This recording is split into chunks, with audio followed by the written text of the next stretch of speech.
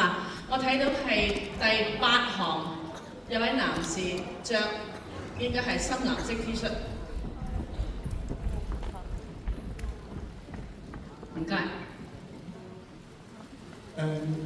簡單咁問啦，想問其實呢套應該係首部劇情片啦，咁點解會揾到君如、Cast 啊、天賦呢個組合咧？因為呢個組合依家嘅效果相當有趣啦。第二個問題想問下君如，佢一個問題啫嘛。係一個問題。Thank you。嗱，the question is 佢喺第8行中間深藍色 T 恤。睇到嘛 ？Okay. The question is very simple. That this is our director's debut film, debut feature film. So the question is, how did she manage to convince Sandra Ng as well as MT Jung to join the cast? What an interesting combination. 其實如果我要喺香港揾一個呢個年紀嘅女演員咧，其實一個淑女，其實一定好熟嘅咯，已經係一定係阿吳君如嘅。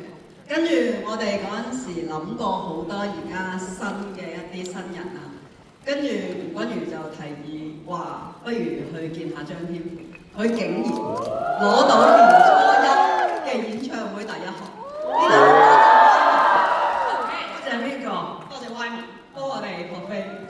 跟住咁我就喺演唱會，咁當然張天賦喺台上邊好 charm 啊，好好睇，一定嘅呢個。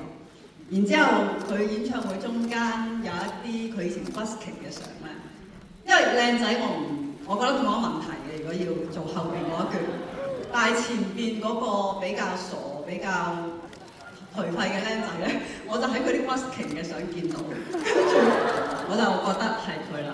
咁同埋因為我呢部戲需要好多 VO 同埋好多 VS， 因為講翻啲對白出嚟啦，我好需要一個把聲好靚嘅男仔。Okay, three things, just so that people understand. First of all, is that Sandra Ng is wonderful of her age group, which is absolutely beautiful and young, of all of the Hong Kong actresses. And then it was Sandra who actually suggested for the male lead to actually maybe look for MC. And so then comes the wonderful, wonderful possibility of seeing MC in concert on Chinese New Year first night. And then we also got first row seats, which was amazing. So he was very charming, and then on top of that is that there were some old videos of him busking when he was younger, and there was just this wonderful innocence, innocence in him, so I just was very charmed. And then the last thing is that because there's a lot of voiceover, there's a lot of really saying and speaking the lines, and so I really need somebody with a beautiful voice. And so therefore, the wonderful choice. OK， 第二個問題，對唔住，只可以一個問題，因為我哋冇乜時候啊，兩邊都冇人問問題啊，淨係中間嚟啦，只係中間啊。OK， 第5行呢一邊黑色衫長袖 ，Yes you，lucky。我個問題好簡單咋，可唔可以同你哋再睇多次呢套戲啊？No, thank you. The question doesn't need an answer. 好簡單，幾時公映先講啊？中同發行嗰邊。OK， 稍後大家。OK。Watch the news. This will definitely be distributed, and you can watch it in cinemas in Hong Kong, everywhere. Okay? Later. 希望如果大家覺得好睇，傳啲口碑出去。因為我而家仲未決定幾時上。So please help spread the word. Okay, we need a question that actually requires a real answer. 真問題嘛，唔係假問題。轉下嗰個喺後邊。後邊有個轉下嗰個邊個？我睇到有個白色 T。係啊，等阿 Sandra 揀呢個。係啦。佢啊，就係佢咯，揈下嗰個。問啦。我想問下導演嘅 question from director 點解會揀呢一個題材，即係網片呢個愛情嘅古仔去寫？而且我覺得呢一個劇本係近年好少有好貼地嘅愛情古仔嘅。我問嘅係咁講。The question is why this topic regarding, of course, how people actually use the internet and actually, swindling people with money. And then the other one is that this is really a very, very close to the ground love story. Very, very realistic in one way. 多謝你嘅讚賞。因為我參加首部劇情片嘅時候咧，我哋睇翻以前都係一啲社會問題，跟住我覺得寂寞嘅女人俾人呃都係一個社會問題，即係大家經常都會睇到呢啲咁嘅詐騙情騙案啦。咁所以我哋就寫咗呢一個故仔，同埋我哋發覺其實詐騙集團係好似拍戲。即係成班人又有劇本啦，跟住又有美術組啊砌嗰啲相。其實你而家見到 research 嘅嘢喺戲裏邊嘅嘢，都係我哋 research 翻嚟真嘅。Okay, so very important is that, yes, many people would use and take social problems and themes like that to make their first feature film, but really, a lonely woman trying to search for love, that's a social problem too. Okay. 我覺得情騙呢個咧係唯一一個受害者咧係好開心嘅。咁其實同我哋其實睇嘅一樣，大家今日嚟睇戲，戲係假嘅，但係你想喺入邊揾一點真，揾一點甜。其實每個俾人呃嘅女人，堅持自己冇俾人呃咧，其實都係呢個原因。Yeah, women who actually had been swindled and actually, had been lied to, a lot of them would insist that they weren't. And think of all of this, this is a fictional story, and yet all of you are here, you enjoyed it, and then from there you also actually got some truth out of it.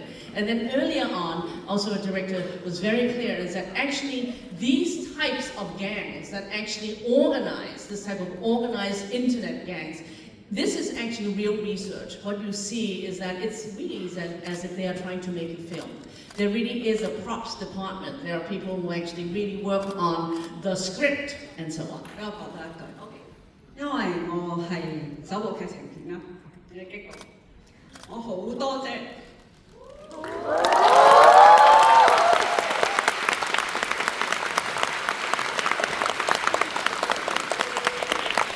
我諗我自己，但係好多謝我成個 crew 佢哋每一個人都幫呢部戲幫我好多，我好多謝佢哋。Thank you to the crew. This is a heartfelt thanks from our director to everybody in the team and the crew that actually helped make this film.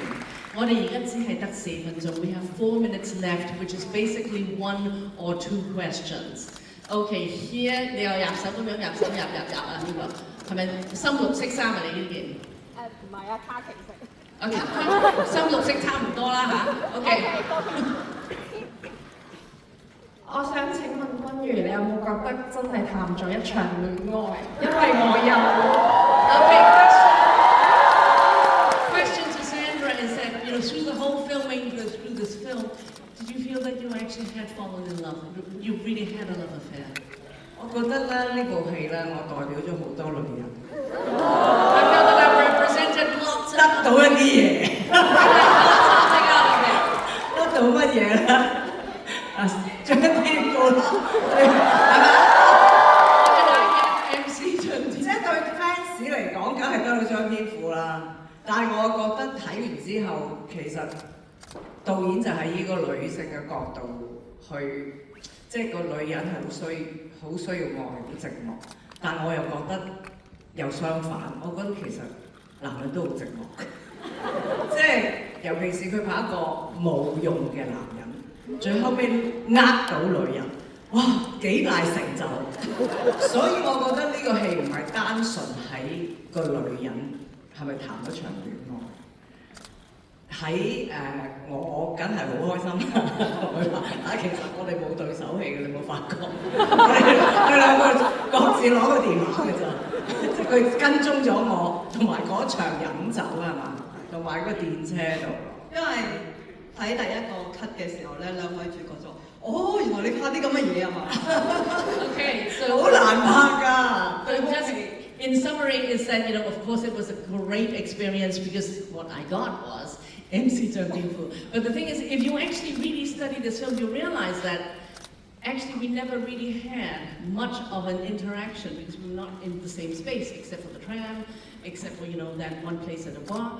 And also remember that this is a story, yes, from a female director about a female perspective, but on the other hand, it also talks about men. Men can be lonely, and especially in case of, for example, somebody who was ne'er-do-well, didn't really do very well in life, and yet, somehow he managed to swindle a woman. And he managed to actually get away with a lie. Okay? Thank you. 對唔住，真係時間有限，但係我發現咧 ，MC 你一句未講。我代全世界問佢，整個拍攝過程最難忘係乜嘢？Okay, what was the most memorable in the entire process of making this film? 其實中間有好多都好難忘嘅地方，因為都體驗到即係個 schedule 好忙啦，所以必須要喺好短嘅時間內逼到嘢啦。其中好難忘咧，就係其實喺審訊室入邊咧，我哋最後係冇乜時間拍嘅，好似我係焗住成個審訊室係1個鐘頭就唔知。係啊，好叻啊！係啊，天生6個鐘嘅戲，用1個鐘幫我拍晒。Wow, okay, this is important for those of you who are journalists who are not listening to Cantonese properly. Now I explain. Actually, the interrogation room scenes, multiple scenes, were actually all shot within 1 hour. This is talent.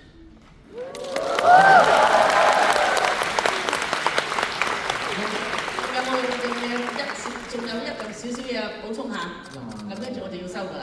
難忘。難忘。其實頭先一路睇到好驚。驚咩啊？唔係一路睇到好驚，大家啱啱呢位女士話談咗長戀愛，我係一路睇到驚，即係好似忘年戀咁明啊！即係，但係我睇完之後覺得個古仔好順暢，然後覺得死好冇違和感啊！即係嗰隻咧，所以我唔明，我唔知你明唔明我講咩，所以我同張天賦喺度都 OK 喎，都 OK 好似，其實我哋兩個都幾襯。There's a sense of trepidation as this film was unfolding because we were both sitting there in the audience and we were just wondering, is this going to look like as if it's, an older lady and a young man, some sort of a romance? But no, it turns out that we're actually a pretty good match. Pretty good match. Okay, I think 真係啦，恭喜晒，Congratulations, you're wonderful.